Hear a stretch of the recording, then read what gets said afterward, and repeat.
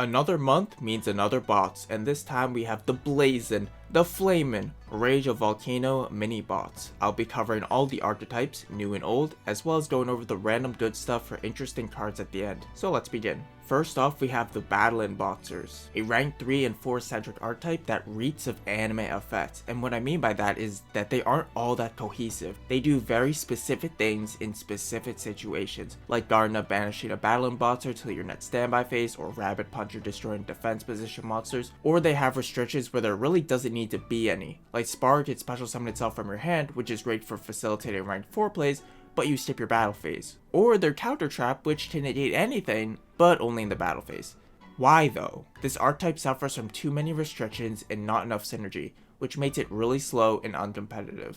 However, there is one particular BATTLIN boxer that's almost too good for its own archetype, and is a big sleeper hit in the bots, and that is BATTLIN boxer Veil, a level 4 fire warrior monster that reads, when you take battle damage, you can special summon this card from your hand, and if you do, you gain life points equal to the damage you took. This not only puts a free body on the board, it means that you can trigger a lot of skills for free, like Destiny Draw, as well as wasted opponent's attack. This is kind of like Tightroid combined with Star Blast, but honestly better than either of them. Also, because it's a level 4, you get a free body to make rank 4s with. It's an amazing card, but will be super slept on until people catch on to how broken this card really is. Next are LAVALs. LAVALs have had some minor success in Duel Links previously, with DUSTFLAME Blast blowing up the whole field in a single swoop. However, even though we're getting cards like Rekindling, which can revive your LAVAL monsters from the grave to facilitate synchros, or seeds if you want, I don't think the deck will be drastically improved with this bots. LAVALs need two things to pop off: multi-conduction field to send LAVALs to the grave, notably Handmaiden to dump a whole bunch of LAVALs to the grave, and Rekindling to bring them all back. Now the problem is that neither of these cards are searchable, yet both are vital to see in your opening hand if you want to make a play on your first turn. LAVALs really need the upcoming LAVAL Archer to help put more bodies on the field, because right now, the deck is really lacking plays. I think the best way to play the deck currently is just splashing in the Invoked engine and making Purgatrio as often as you can, and using DUSTFLAME Blast as a way to control the board. Combo LAVALs aren't consistent enough to consider playing at the moment. Next are HAZY Flames, and did you know that when Sith Samurais were at full power in Duel Links, HAZY Flames were somewhat competitive because they were immune to dual wield and most traditional forms of removal, and then could use beatdown to get over Shien? HAZY Flames got their boss monster, Basilitrus, the face of Udimation, in this bots, as well as a few other neat cards that support the playstyle. Basilitrus is a rank 6 monster with 2500 attack that has the effect to, once per turn, detach material to target one monster your opponent controls, or is in their graveyard to banish that target. It also gains additional effects depending on the number of material under it. 3 or more, this card gains 200 attack and defense for each Exceed material attached to it. At 4 or more, this card cannot be targeted by your opponent's card effects, and when it has 5 material, this card cannot be destroyed by card effects. The ability to banish your opponent's card serves as great removal, especially when you have a card like Desperado,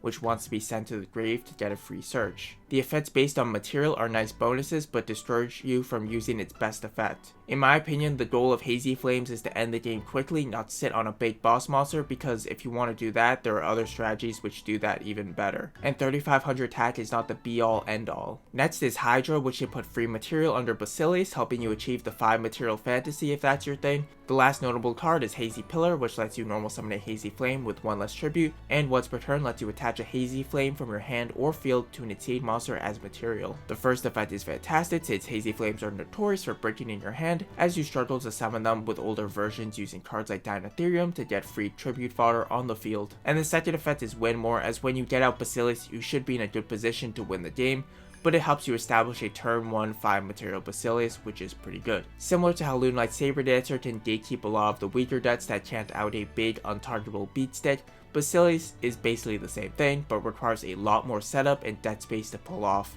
which means a lot less room for tech options, which ultimately lead to it struggling in matchups where they can easily out the Basilius or disrupt your Basilius. And the deck does not have good recovery either. Here's a sample deck list, and I recommend using the skill Prescience to make sure that your SPHYNX goes off 100% of the time.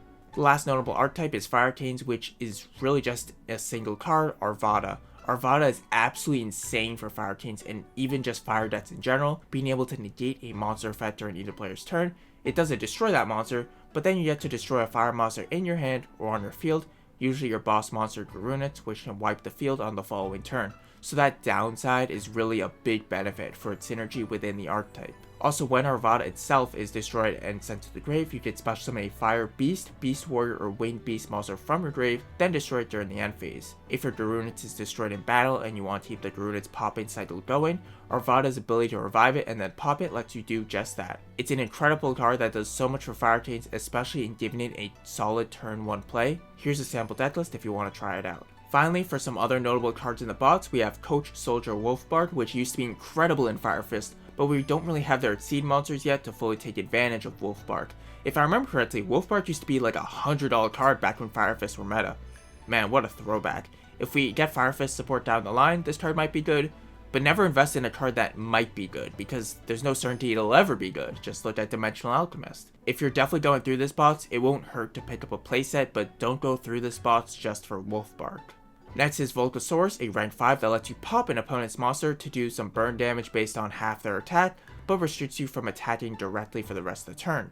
A really great card in decks that can make rank 5s easily, but there really aren't any in the meta right now. The only deck I can think of that's good that can make rank 5s are Noble Knights, but even that deck would rather make Artorias. Right now, similar to WOLFBARK, doesn't really have a home, but maybe one day it will. Exceed Wrath is a card that's a prime example of a good card that is dragged down by conditions.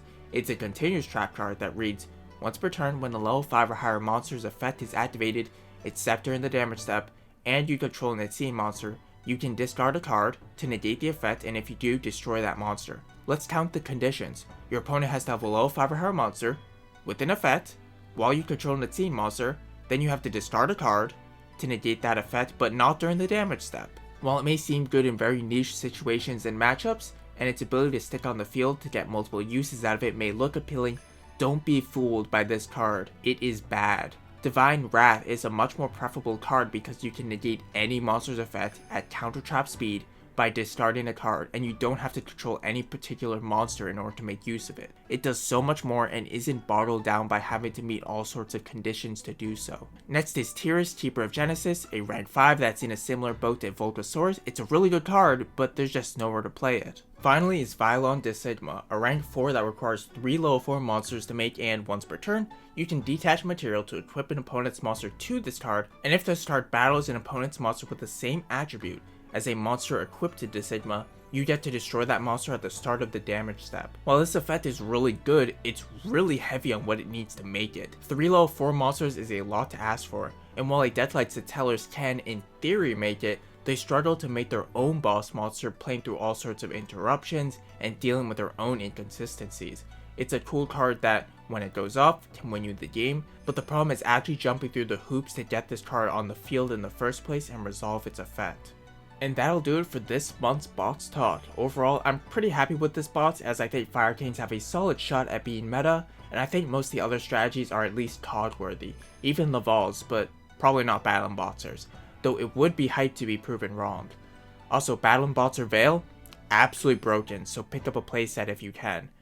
Anyways, that'll do it for this video. If you enjoyed this kind of content, consider subscribing to the channel. Chugging through finals right now, but the plan is for this month to release one more Duel Links video and a Danganronpa video to close out the year. This year I really tried to step up the amount of content I uploaded, and I feel like I learned a lot along the way, so thank you for sticking around. If you have any comments or questions, feel free to leave them down below, and I'll see you in the next one.